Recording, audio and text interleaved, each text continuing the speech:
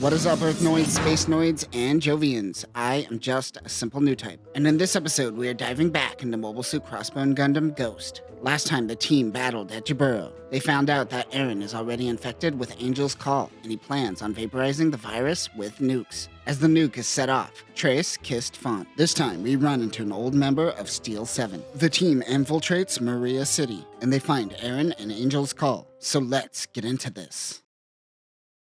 The Zanskar Empire's Motorrad initiated Operation Clean the Land on the shores of Mexico. We just seen this play out in Victory Gundam. While this was going down, so too was the battle at Jaburo with the space pirates, so not much attention was brought to it. It has been 5 days since Jaburo. They have found intel on where Eren was taken. They are heading to Maria's city. They get help from Black Rose Shipping. Black Rose Shipping was and still is a front for Crossbone Vanguard, but in the past 15 years, they have grown and become respected junkers. They acquired some recycling tech and got into the mobile suit recycling and refurbishing game. Font says that Curtis must have a lot of pools, not realizing the history behind Black Rose Shipping. They pretend that they are delivering a few refurbished mobile workers. It is an old Zaku, a gym, and a Gaza Sea. They're suspicious of the junkers, especially since Belle, a child, is with them. They are able to convince them that they'd let them through. Curtis tells his contact to thank their old friend Onmo, and they enter into the city of Maria. Font thinks back to when they returned to the Manzana floor after the event at Jaburo. Jack Friday was silent while Tress was distant after kissing Font. Belle still seemed to be in high spirits. Font thinks that Belle shouldn't be joining them, but she has made up her mind, and all Curtis can do is support her. Curtis says that the air is thin in the area. It was originally in ruins and built with labor from illegal immigration. They know that Kizo is trying to make this place the new capital of the Zanskar Empire. Curtis briefs everyone on the mission. They are to find Angel's Call in the city and burn it. Remember, 2,000 degrees Celsius for 60 seconds. If Zanskar finds out that Kizo has Angel's Call in the city again, they will not hesitate to launch another nuke.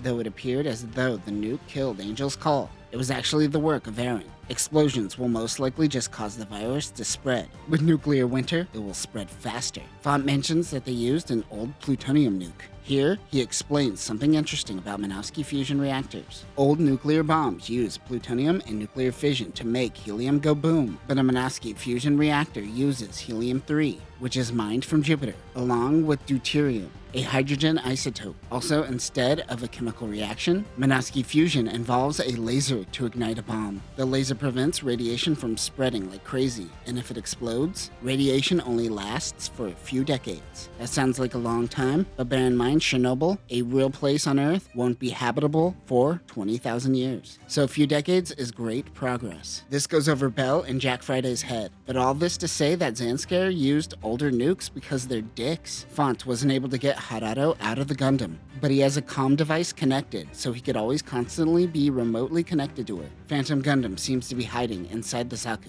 Is this where Seed Freedom got the idea? Curtis wants Triss to pilot with Font again, but she doesn't want to. She emotionally plays with Font and tells him not to fall in love. If that is the case, Belle and Curtis will pilot the Phantom. Belle thinks that Font is a new type, but Curtis says, "I feel nothing from you, kid." He is getting better, but he is still green. They hear noises outside to find a festival taking place. In the crowd, Jack Friday spots Mermaid. He finds her with Ronald.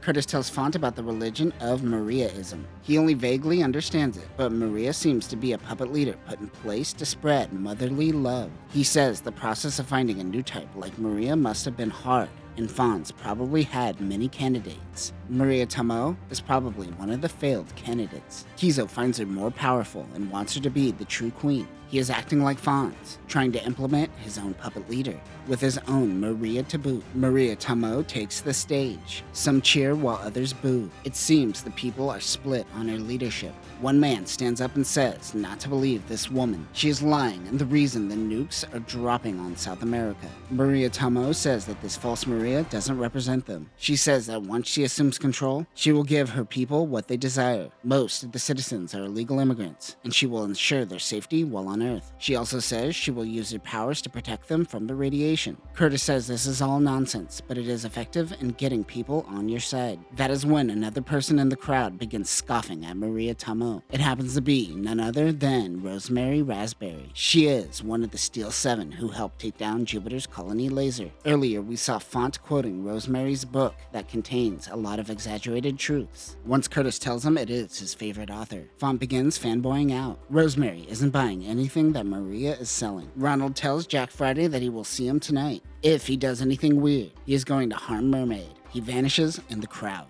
Curtis doesn't really want to get dragged into this. A sniper aims his rifle towards Rosemary. Belle tells Curtis of the sniper. He rushes in and tells Rosemary to duck. Curtis says pistol beats sniper and shoots him. Hell of a shot for a blind guy with a pistol versus a guy with a sniper rifle. Curtis grabs Rosemary while she yells out, "There is no such thing as miracles." Maria Tomoe realizes that Belle possesses great new type powers by how swiftly she was able to spot the sniper. She tells the Zanskar soldiers to grab her. Belle does a nice front snap kick to a soldier's face while Jack Friday throws another soldier to the ground. The crowd turns to chaos. One Zanskar soldier falls and shoots off his gun. The bullet hits Trace. The people see Zanskar firing on them and they instantly begin rioting. Maria tells her people to scour the city to find Belle. She says that she will be the next Maria. They head underground where they find a resistance force that Rosemary rolls with. Their doctor rips open Trace's top to look at a wound. Font tries to resist, but he takes a peek at those boobies. Luckily, it just grazed her and didn't hit any vital organs. She wonders who Curtis is. It takes her seconds to realize who he is, and she yells out his real name, Tobiah. He tells her to be quiet. Belle wonders if she could ask her about Curtis's past. She tells Curtis that she will never forget the night they had together 17 years ago. This is, of course, a lie that she wrote in her book. Font tells Rosemary that he loves her books. She mentions that her and old man Minoru lived together for 5 years before he passed away. She wonders why he died. He was so lively before that. The others think it was totally being married to Rosemary that did him in. Poor old man Minoru. She was too much for that old man to handle. Since his death, she has been a wandering non-fiction writer writing on the fall of the Zanskar Empire. She's calling it before it's even over. She got stuck in the city, so she started working with a local resistance force. Rosemary knows the city inside and out. Curtis wants her to help. Fireworks begin going off.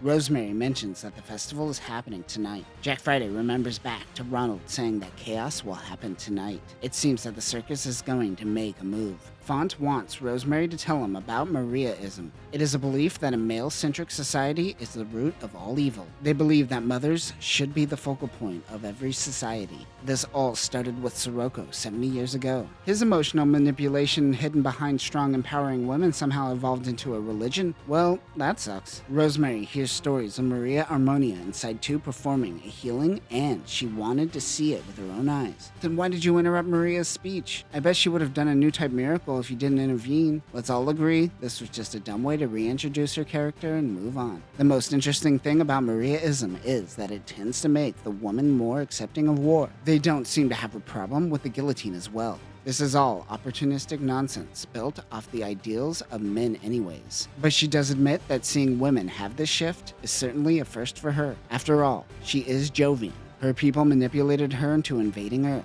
She could smell when others are trying to do the same, regardless of their matriarchal approach. Hell yeah, women could be evil too, even going back to the days of the Principality of Zeon. Space Noid independence has always been co-opted by dictators and leaders led by self-righteousness. But nothing can break her iron will, for the only thing that she cares about is money. Font says, oh, it's like that. While Curtis is working, Belle says her real name is Bernadette Dogati, daughter of Tetaneth, and she wants her to tell her the truth about Curtis. She was nervous to ask, but Font holds her hand to calm her nerves and gain the confidence she needs. Rosemary says it is clear that the adults in your life are lying to you. She says that it isn't her place to say, but the adults are idiots and make stupid decisions to protect you. Yes, it is most likely for stupid reasons, but they are doing it because they care. She knows she will be told the truth one day and to not worry about it until then. Rosemary Raspberry out. Font is fanboying out at how cool her response was. Belle says she doesn't know her grandmother, but if she did, she would want her to be like Rosemary. Well, I do know your grandmother, Belle, and she was vaporized by your granduncles who were physically linked together while saving Curtis. She ain't ready to hear that. Curtis goes over Operation Vaporize the shit out of this sludge. The resistance forces gave them a map of the city. Zanskar drilled a hole and created a massive underground base. They all get Zanskar uniforms. Font wonders why Rosemary isn't coming with them. Curtis says she is assigned a special task.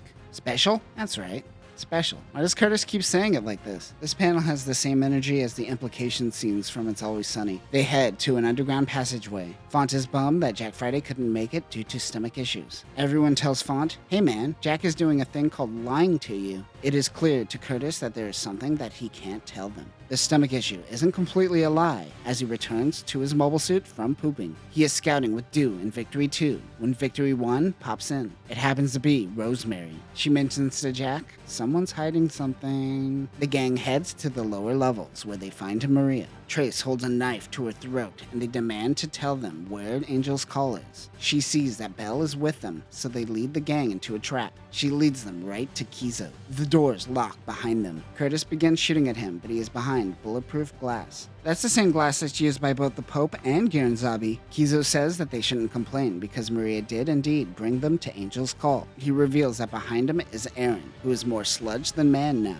Kizo goes, damn it, he was alive yesterday. Oh well. Noise interrupts. Kizo says it is time for the circus. The circus begins their takeover as they look for Angel's Call. Jabacos come in riding Einarads, but the ballerina uses its needle VSBR to take it out in one shot. Out of the explosion comes a Jim. They are confused, but out of the archaic mobile suit comes the Desfeast. He goes after Ronald.